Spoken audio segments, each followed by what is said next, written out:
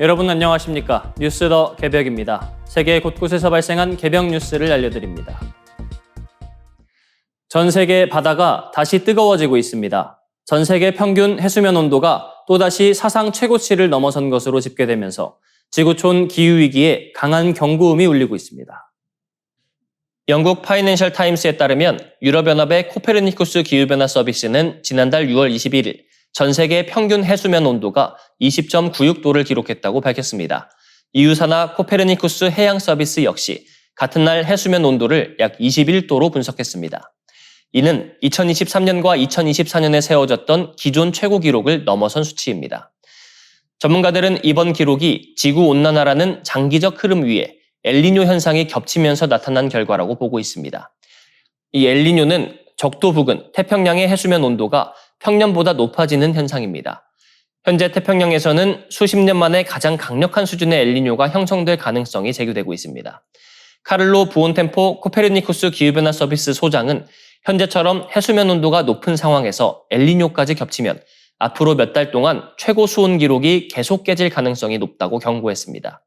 그는 이것이 새로운 국면의 시작이자 인류가 다시 미지의 기후 영역으로 들어가는 신호일 수 있다고 설명했습니다.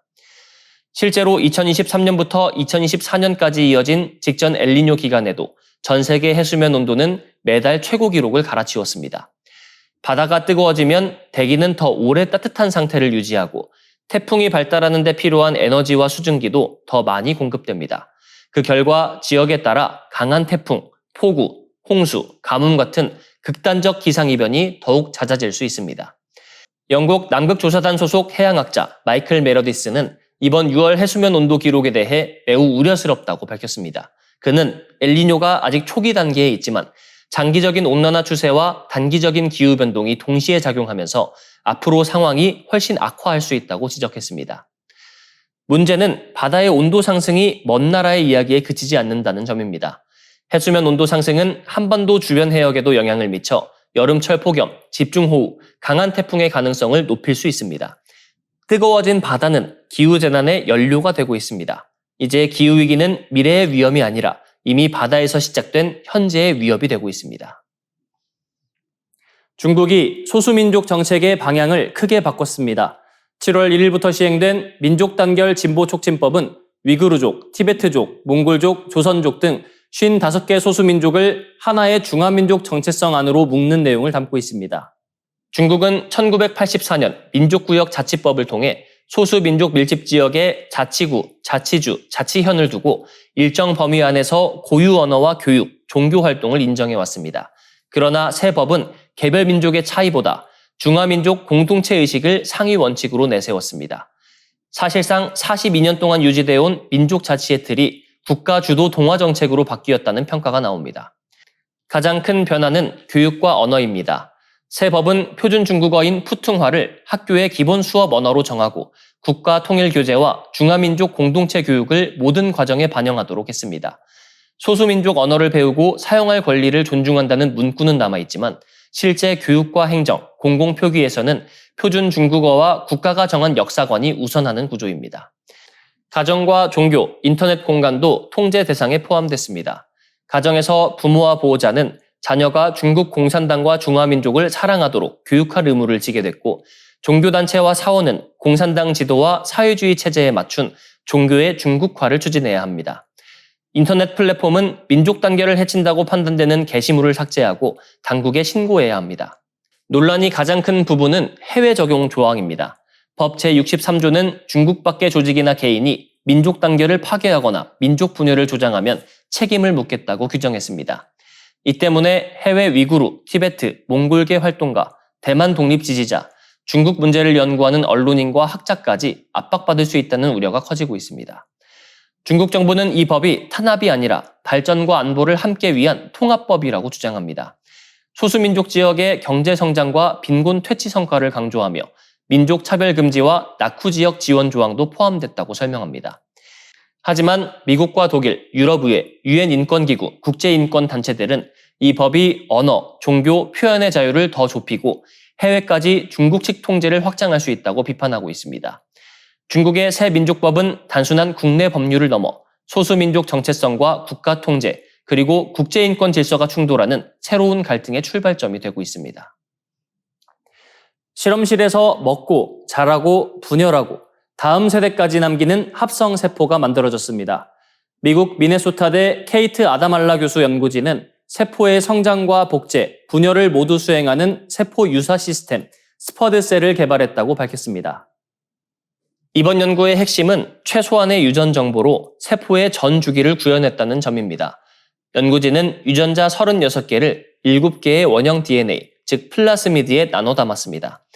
염기쌍 수는 9만 개 수준으로 30억 개에 이르는 인간 DNA와 비교하면 극히 작은 규모입니다. 이 DNA와 단백질 구성 성분, 지방산 입자인 리포솜 등을 함께 배양하자 일부 입자 안에 7개의 DNA가 모두 들어간 합성세포가 만들어졌습니다. 스퍼드셀은 스스로 DNA를 복제했지만 영양분은 외부에서 받아들였습니다. 알파 헤모리신이라는 막 단백질을 만들어 주변 리포솜과 연결하고 이를 통해 필요한 성분을 흡수했습니다. 말하자면 합성세포가 주변 입자를 먹고 자란 것입니다. 분열 과정도 구현됐습니다. 또 다른 막 단백질인 플래그가 외부 분자와 결합하면서 세포 표면에 힘의 불균형이 생겼고 이 작용으로 세포가 둘로 갈라졌습니다. 성장하고 DNA를 복제하고 다시 나뉘는 세포의 기본 생애 주기가 실험실에서 재현된 셈입니다. 특히 연구진은 자연 선택과 비슷한 과정도 확인했습니다. 영양분 흡수 능력이 뛰어난 변이 스퍼드셀은 더 빠르게 성장했고 5세대가 지난 뒤 전체의 60%를 차지했습니다. 먹성이 좋은 세포가 더 많이 살아남은 것입니다. 다만 한계도 분명합니다. 스퍼드셀은 5세대까지만 생존했고 단백질을 만드는 리보솜도 스스로 만들지 못했습니다. 대장균의 단백질 합성 장치에 의존했기 때문에 완전한 생명체로 보기는 어렵다는 지적도 나옵니다. 돌연변이와 분열 역시 인위적으로 유도됐습니다. 그럼에도 과학계는 이번 성과를 매우 중요한 출발점으로 평가하고 있습니다.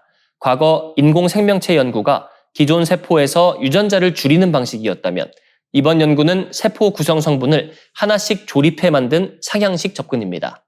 일부 연구자는 이를 라이트 형제의 첫 비행에 비유했습니다. 짧고 불완전했지만 새로운 시대의 문을 열었다는 뜻입니다. 연구진은 앞으로 스퍼드셀을 더 완전한 생명체에 가깝게 발전시키고 생명유지에 필요한 최소 유전자 규명, 의약품 생산, 독성물질 분해, 온실가스 포집 등의 분야에 활용할 수 있을 것으로 기대하고 있습니다. 동시에 악용 가능성을 막기 위해 연구 성과를 공개하고 과학자들이 함께 감시하고 논의하는 체계도 만들고 있습니다.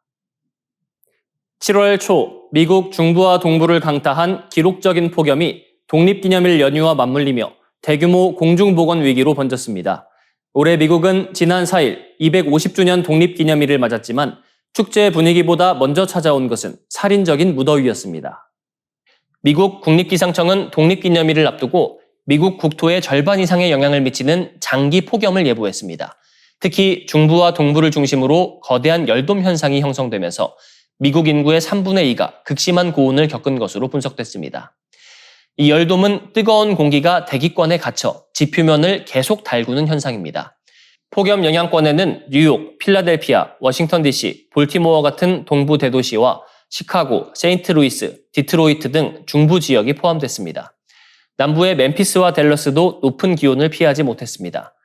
실제 기온은 섭씨 30도 중후반까지 올랐고 높은 습도가 더해지며 체감온도는 최고 46도 안팎까지 치솟았습니다. 특히 시카고는 긴장감이 컸습니다. 이 도시는 1995년 최악의 폭염으로 주민 700명이 숨진 아픈 기억을 갖고 있습니다. 이번에도 국립기상청은 시카고와 쿡 카운티 일대에 폭염 경보를 발령했습니다. 낮 최고 기온은 35도, 체감온도는 38도에서 41도 수준으로 예보됐습니다. 브랜든 존슨 시카고 시장은 에어컨이 나오는 실내에 머물고 에어컨이 없다면 블라인드를 내리고 창문을 조금 열어두라고 당부했습니다. 시카고시는 무더위 쉼터 26곳을 운영했습니다. 뉴욕도 독립기념일을 전후해 최고 기온이 38도까지 오르고 체감온도는 43도에 이를 것으로 전망됐습니다. 아큐웨더는 많은 시민이 야외 활동에 나서는 독립기념일 연휴와 폭염이 겹친 점이 특히 위험하다고 지적했습니다. 뉴욕 센트럴파크의 기온이 38도를 넘은 것은 2012년 이후 처음이라는 분석도 나왔습니다. 이 폭염은 스포츠 현장과 교육 현장에도 영향을 미쳤습니다. 월드컵 경기가 열린 캔자스시티와 애틀랜타 등에서는 경기장 주변에 그늘막과 더위 쉼터, 생수가 마련됐고 야외 응원장에는 의료진이 배치됐습니다. 위스콘신대 메디슨 캠퍼스는 냉수 공급관 파손으로 냉방 능력이 떨어지자 지난달 30일부터 건물 23곳을 폐쇄했습니다. 대서양 건너 유럽 역시 같은 시기 기록적인 폭염에 시달렸습니다. 독일 일부 지역은 40도를 넘었고 프랑스에서는 폭염 적색경보가 잇따랐습니다. 세계보건기구는 지난달 21일 이후 유럽에서 폭염과 연관된 사망자가 1,300명을 넘어섰다고 밝혔습니다. 유럽과 미국을 동시에 덮친 이번 폭염은 더위가 더 이상 계절적 불편이 아니라 생명과 사회 시스템을 위협하는 재난이 됐음을 보여주고 있습니다. 이상으로 뉴스 더 개병 마치겠습니다. 시청해주셔서 고맙습니다.